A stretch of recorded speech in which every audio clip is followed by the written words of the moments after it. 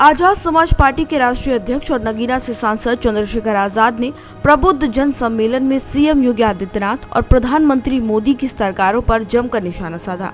इस दौरान उन्होंने उत्तर प्रदेश की सड़कों की खस्ता हालत, कानून व्यवस्था की बदहाली और किसानों पर पुलिस की लाठीचार्ज की निंदा की। चंद्रशेखर आजाद ने कहा कि उत्तर प्रदेश के हर गांव की सड़कों की हालत बद से बदतर हो चुकी है। उन्होंने आरोप लगाया कि 2017 से 2025 तक सरकार गड्ढों को भरने में नाकाम रही। उन्होंने कानून व्यवस्था पर भी सवाल खड़े किए और कहा कि प्रदेश में अराजकता का माहौल है और खाद के लिए लाइन में खड़े किसानों पर पुलिस लाठियां बरसा रही है। पीएम मोदी के हालिया चीन दौरे पर भी चंद्रशेखर आजाद ने तंज कसा और कहा कि ऐसे दौरे होते रहते हैं। जब प्रधानमंत्री मोदी अमेरिका गए थे तब बोले, भारत का डंका बज रहा है। स्वदेशी मॉडल और आत्मनिर्भरता के नारे खोखले साबित हुए।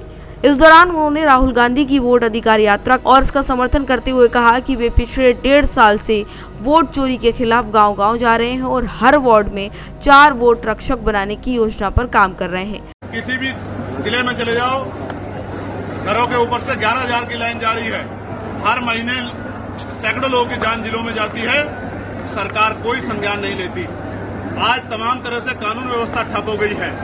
किसान लाइन में लग रहे हैं यूरिया के डीएपी के लिए, उन पर लाठियां बरसाई जा रही हैं, कोई सुनने वाला नहीं है। और जिस तरह से आउटसोर्सिंग पे जो कर्मचारी हैं, आशा आंगनबाड़ी बहनें हों, भोजन माता बहनें हों, पीआरटी होमगार्ड के जवान हों, ग्राम पंचायत सहायक हो, रोजगार सेवक हो, वो वेतन वृद्धि के लिए आंदोलन कर रहे हैं, उनकी सुनवाई कोई नहीं हो रही है।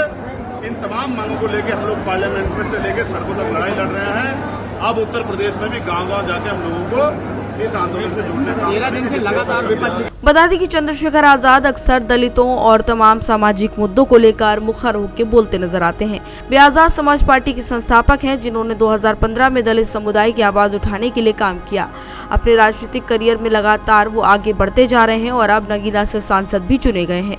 बता दें कि चंद्रशेखर आजाद अक्सर कई मुद्दों को लेकर योगी सरकार को घेरते नजर आते हैं। बता दें कि उनके भाषणों में हमेशा वंचित वर्गों की लड़ाई और सरकारी नाकामी को उजागर करने की झलक मिलती है। बता दें कि राहुल गांधी की वोट अधिकार यात्रा का चंद्रशेखर आजाद ने समर्थन किया है। हालांकि वो तमाम ऐसे मुद्दों पर सपोर्ट में नजर आते हैं जिसमें सत्ता पक्ष के बारे में कोई बात हो, और इस मुद्दे पर भी वो राहुल गांधी के साथ नजर आए हैं। बता दें कि पिछले 1.5 साल से देश भर में इस वोट चोरी के मामले को लेकर काफी ज्यादा बवाल फैला हुआ है। बता दें कि इस यात्रा का उद्देश्य चुनावों में कथित वोट चोरी और मतदाता हेरफेर के मुद्दों को उजागर करना है। कांग्रेस नेता राहुल गांधी ने ग्रामीण क्षेत्रों में जाकर लोगों को जागरूक करने का काम किया है और वोट की शक्ति को मजबूत करने की अपील की है। यह अभियान खासकर उन राज्यों में जोर पकड़ रहा है जहां पर चुनावी धांधली का आरोप सरकार पर लग रहा है। सियासी माहौल गरमाया हुआ है और ऐसे में चंद्रशेखर आजाद लगातार टिप्पणियां कर रहे हैं। योगी आदित्यनाथ को भी उन्होंने निशाने पर लिया है। साथ ही साथ मोदी सरकार की नीतियों पर भी उन्होंने कई सवाल खड़े किए हैं।